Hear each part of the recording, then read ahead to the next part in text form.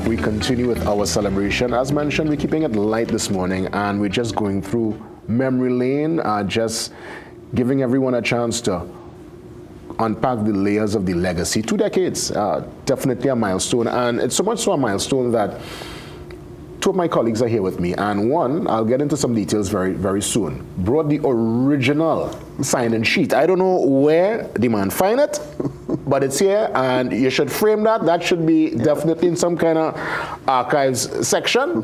By all means, Rambally is here with me, and Sampson Nanton, lead editor for broadcast, and Sampson, deputy managing editor.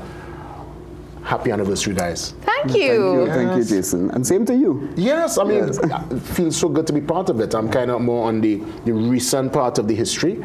You've been here since 2011, as you mentioned, and Sampson here from when the door opened. Yeah. When you see the As we would say, a barnacle. the man bring out the original shit, rocker ages, Wow. and it's in mint condition. Who came to work on time that day? Let's see. So everyone came. Maybe I should call out the names just in tribute. Yes, call out the Stacey and names. Providence, Manu Ragbi, and Anderson McBain. I don't know that person now. I think he probably worked in the studio. Sampson Nanton, that's me, of course. Neil Romaine, Brent Stewart, Kiva Clark, Ayana Holder, Chabet Haynes, Richard Tong, who's still with us, Jason Pereira, who's still with us, Winston Sobers, he was a cameraman, Johan Joseph, a cameraman as well. I see Michael Ramsing, who is with us still, Charlene Ramdani was one of our anchors as well. News Ken anchor, I remember Fuentes, Dominic Piper, she's still with us. There's a name in there that I can't make out too well, and the last name is a name that's, hits me emotionally, but it's Charlene Stewart who left us a few, when I say left us, who departed a few weeks ago. So she was one of our day ones as well. Wow. I mean, Samson, let me just probably, if you could take us through that first, I guess, couple of months, first couple of weeks, that first year. I mean, it was always in the space, always in the building here, level 4. Yeah, my first, so I would have been with the company from July 2005. And the then, who is now the late general manager, Grenfell Kisone, he walked me, Rosemary Sant was the first head of news, Roger Sant, I think just about 2 other people. He walked us upstairs to see the construction of this studio. But we had to put on masks because it was just dust all over. They were now building the studio, building things around. And for the first 3 months, we spent some time getting footage. We had cameras that we would just go out, we'd come to work and just go out and get footage because we knew that whenever we started, we'd need to have all of that. While the studio was being built. Ironically, we never intended to go on air from on this day, on September 26th. And the story as we know it said that we were to go on the 24th, and there was a delay, which is correct, by the Telecommunications Authority. But the initial date was Independence Day, the 31st. What happened was that we had some cameras. We operate with cameras, as you know, Jason and Rhea, that remote control. No one is in the studio operating them. And those were stuck on the port for quite a long time. So that actually delayed the first start of the newscast to the 24th. And then there was a 2-day delay because of some administrative issues with TAT. Wow. Rhea, what about your early days coming in 2011? You came in as a journalist one time off the bat? Rookie journalist. I mean, I would have been working elsewhere, and then, I got that call from Rosemary Sant. Are you ready to come to CNC3? And in my heart, I knew this was just where I wanted to be. And here I am. As I touched down at CNC3, I just hit the ground running. So I was a field reporter for many years, almost 8 years. Yeah, I remember that, being on the field. Do you remember some of the early, first time doing a stand-up, going on camera? Those memories stand out? Oh, yeah, that was nerve-wracking. I think for anybody who is working amongst professionals, like you had Sam, you had Shelly, you had all these people who were just, when you look at them on camera, you see perfection, and you wanted to be just like that. So So when you were in the field and you were training, you were just constantly trying to be your best. And we had excellent guides. Look at Rhea, all up on flyover. Yeah, we had our cameramen really helped us. And,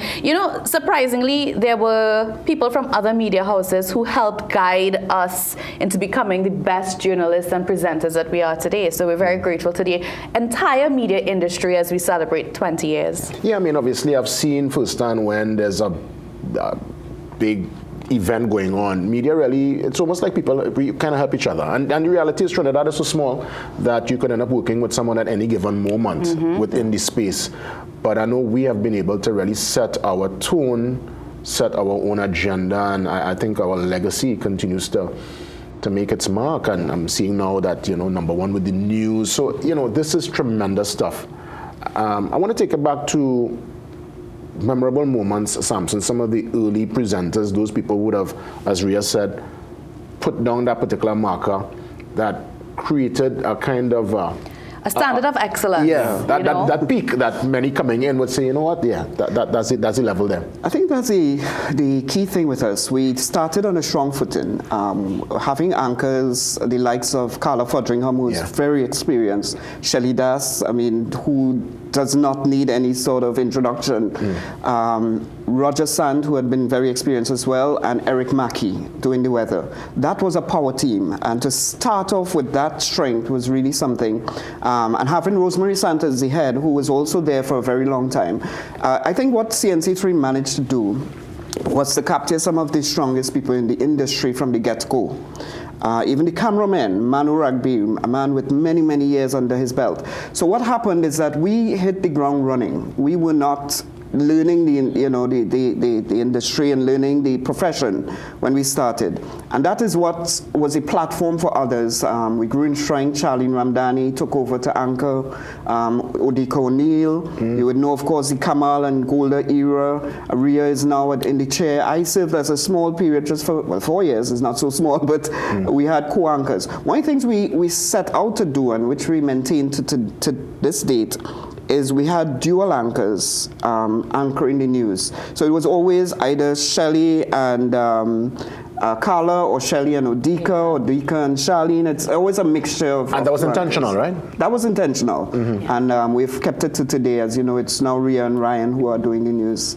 While we always have doing things a bit two. differently. You know, the news area, that is something I look at. I mean, I see myself as being so fearless, but that is something that I just the thought of it brings butterflies.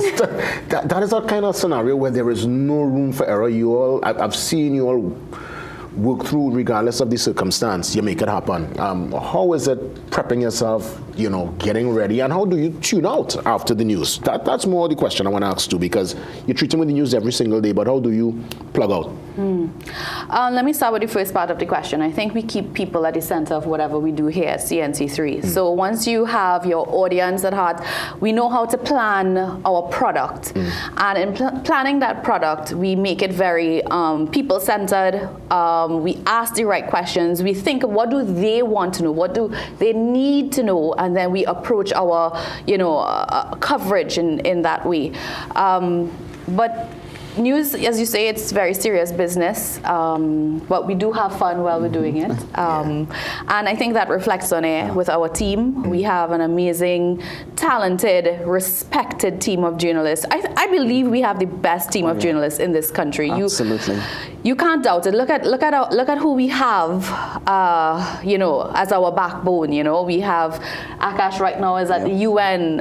We've been covering stories from all around the world. We have people in China. We have K-Marie in China. We had Doris in Brussels recently. We had Bhavita in India recently. Shane just came back from the US. That's right. We have such a respected, talented team that I do believe that it reflects in the quality of work that we do.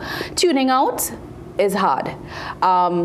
Because sometimes when I pre-read the newscast, you can't help but feel some of the pain. You can't help but feel sometimes the emotion, you can't help but feel depressed. And sometimes I have to internalize it, take it out of the work that I'm about to present, and then deal with it after.